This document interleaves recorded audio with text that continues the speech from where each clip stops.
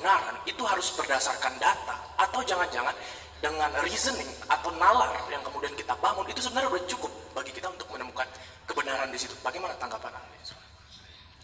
Riset Galileo tentang sistem perputaran bumi itu, geosentris itu, baru diakui oleh gereja Katolik 300 tahun setelah riset itu dibuat. Padahal yang dihukum akibat riset Galileo itu udah banyak betul tuh kan. Jadi kebenaran itu kadangkala kita deteksi di dalam metodologi, tetapi kekuasaan ingin membuktikan itu salah tuh. Padahal kekuasaan mesti dia bikin riset tandingan terhadap soal itu tuh. Nah, itu intinya tuh. Yang kedua tadi, jadi poinnya di situ tuh, bahwa riset itu hasilnya itu impactnya baru yang akan datang. Sama seperti riset tentang kita debat-debat soal kereta cepat itu, risetnya ada dibuat oleh teman-teman LSM yang peduli tentang utang segala macam. Dia bikin riset bahwa kereta cepat itu akan bangkrut pada akhirnya karena 75 tahun itu nggak mungkin kita bayar itu. Bagaimana logikanya? 75 tahun kita masih berharap ada kereta cepat dari Jakarta ke Bandung.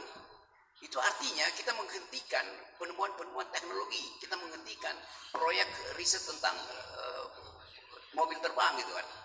Jadi bayangkan 8 tahun ke depan mobil terbang kita temukan, tetapi orang yang memprotes riset, memprotes kereta cepat itu lagi dihukum.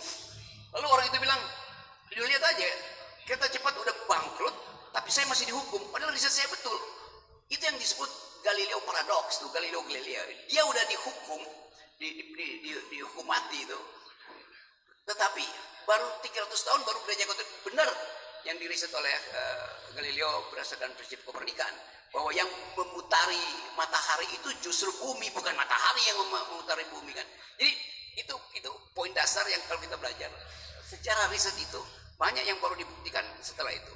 Yang kedua tadi soal bisa nggak kita riset without knowing the data itu? Ya bisa.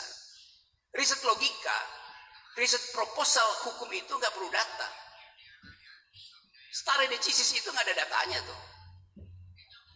Bahwa hakim memutuskan berdasarkan nalar sebelumnya juga nggak ada datanya sebetulnya. Nah itu yang riset semacam itu yang juga sedang berlaku sekarang. Karena nggak mungkin kita riset dengan data yang harus lengkap dulu. Kalau datanya udah lengkap, ngapain kita riset?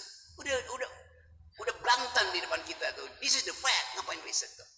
Dalam metodologi berlaku prinsip, kalau kita nggak ada data, nalar kita mesti betul-betul kuat. Dalilnya kira-kira punya begini. Many times we must reasoning without knowing whether our facts are true. But we do want our reasoning to be correct. Jadi dalam keadaan tiada data pun nggak ada soal, tetapi jangan nalar kita itu bengkok. Apalagi ada data dibengkokkan itu. Jadi betul riset rasional itu atau riset deduktif nggak perlu data, riset induktif perlu data. Nah sekali lagi dalam riset lingkungan seringkali belum ada datanya, tapi kita udah bisa bandingkan, bayangkan bahwa akan terjadi sesuatu berdasarkan prinsip yang dalam ilmu lingkungan logikanya butterfly effect gitu.